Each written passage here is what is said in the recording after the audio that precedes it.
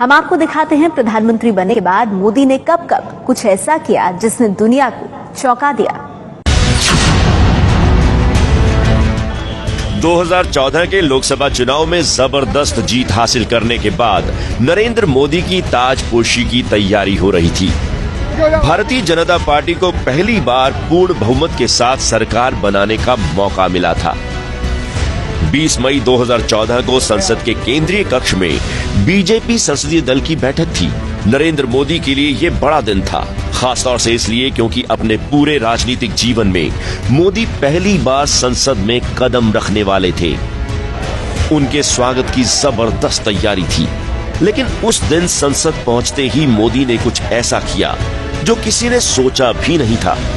अपनी गाड़ी से उतरते ही मोदी संसद भवन की सीढ़ियों पर कुछ इस अंदाज में झुक गए और लोकतंत्र के मंदिर को माथा टेककर प्रणाम किया।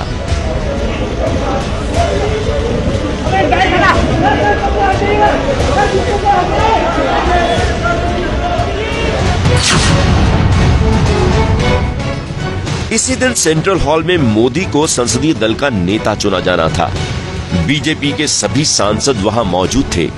इस मौके पर पार्टी के सबसे बड़े नेता लाल कृष्ण आडवाणी ने प्रस्ताव रखा और मोदी की तारीफ में ये कहा, मैं मानता हूं कि ऐसे ऐतिहासिक प्रसंगों के द्वारा गुजरना ये भी भारतीय जनता पार्टी और नरेंद्र भाई मोदी की कृपा है कि उन्होंने हमको इसके द्वारा गुजरने का ये अवसर दिया है। ये कहते वक्त आडवाणी भावुक हुए, लेकिन जब बारी मोदी के बोलने की आई तो पहली बार देश ने उनका ये रूप देखा। आडवाणी जी ने एक शब्द प्रयोग किया, मैं आडवाणी जी से प्रार्थना करता हूं वो शब्द उपयोग न करें। उन्होंने कहा नरेंद्र भाई ने कृपा की।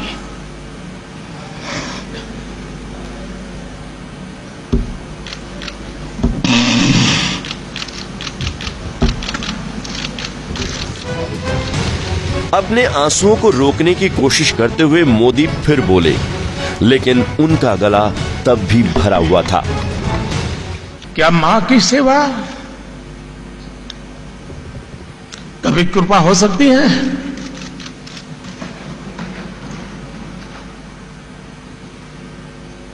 कतई नहीं हो सकती।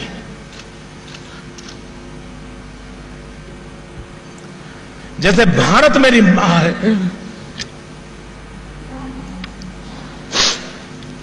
वैसे ही भाजपा भी मेरी मां है। मोदी को इस तरह भावुक देखकर उस वक्त संसद के सेंट्रल हॉल में मौजूद कई नेता भावुक हो गए।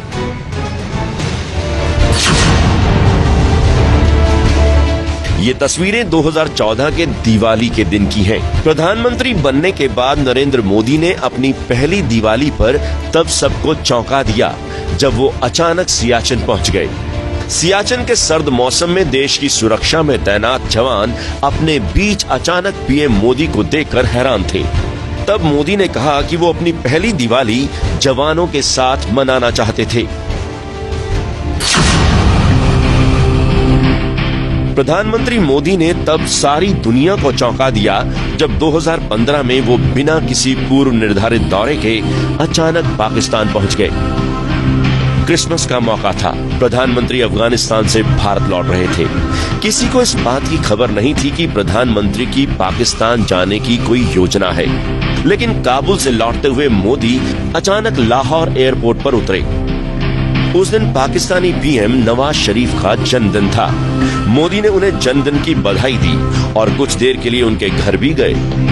हालांकि बाद में पीएम के इस पाक दौरे को लेकर कई सवाल भी उठे, लेकिन पीएम की तरफ से इसे पाकिस्तान से रिश्ते सुधारने की एक कोशिश बताया गया।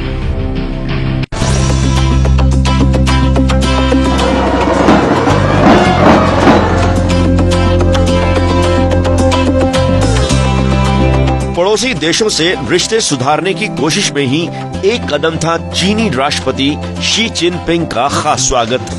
सितंबर 2014 में जब चीनी राष्ट्रपति 3 दिन के भारत दौरे पर आए तो उन्होंने दिल्ली के बजाय गुजरात से अपनी यात्रा की शुरुआत की। ऐसा पहली बार हुआ था जब किसी राष्ट्राध्यक्ष ने अपनी भारत यात्रा की शुरुआत दिल्ली से नहीं की। तब प्रधानमंत्री नरेंद्र मोदी उनके स्वागत के लिए खुद अहमदाबाद गए थे। मोदी ने शी जिनपिंग के लिए ऐसा इंतजाम किया जिसे देखकर चीनी राष्ट्रपति भी हैरान थे।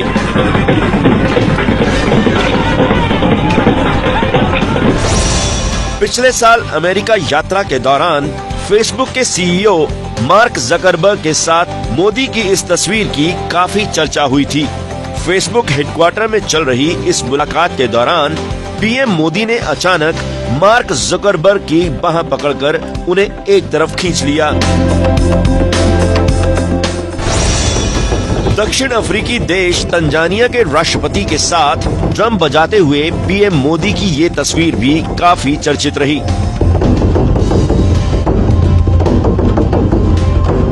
तंजानिया में परंपरागत तरीके से मोदी के स्वागत का इंतजाम किया गया था।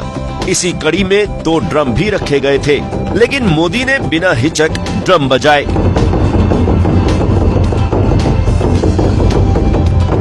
यही नहीं, बीच बीच में वो तंजानिया के राष्ट्रपति का ड्रम बजाते भी दिखे। मोदी की विदेश यात्राएं हमेशा चर्चा में रहती है, खास तौर से मोदी की अमेरिका यात्रा।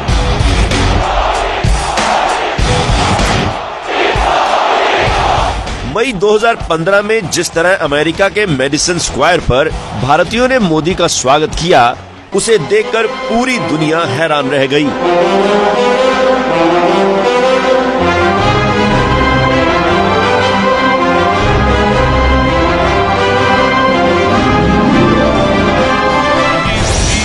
सितंबर 2015 में अमेरिका में भारतीय समुदाय को संबोधित करते हुए नरेंद्र मोदी ने उस वक्त दुनिया को चौंका दिया, जब आतंकवाद के मुद्दे पर उन्होंने संयुक्त राष्ट्र को नसीहत दी कि ये नहीं तय करें कि ये चीजें हैं जिसे हम टेररिज्म कहते हैं, ये लोग हैं जिनको हम टेररिज्म के मददगार मानते हैं, ये लोग हैं जिनको मानवतावादी कहते हैं। मोदी ने कहा कि संयुक्त राष्ट्र ने अब तक आतंकवाद की परिभाषा नहीं तय की है।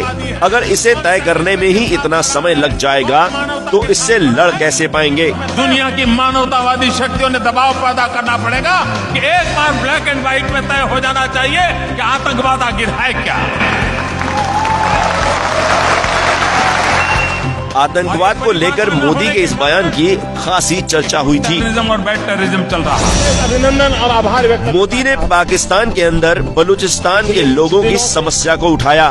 बलूचिस्तान के लोगों ने अगस्त में सर्वदलीय बैठक में मोदी ने बलूचिस्तान और पाकिस्तान के कब्जे वाले कश्मीर के लोगों पर हो रहे अत्याचारों का मुद्दा उठाया, जिसके बाद बलूच नेताओं ने उनका धन्यवाद किया।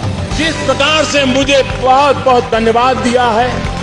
15 अगस्त को लाल किले के प्राचीर से मोदी ने इसका जिक्र करके पूरी दुनिया का ध्यान बलूचिस्तान की तरफ खींचा और पाकिस्तान के लिए नई मुश्किल खड़ी कर दी। दूर सुदूर बैठे हुए लोग हिंदुस्तान के एक प्रधानमंत्री को अभिनंदन करते हैं।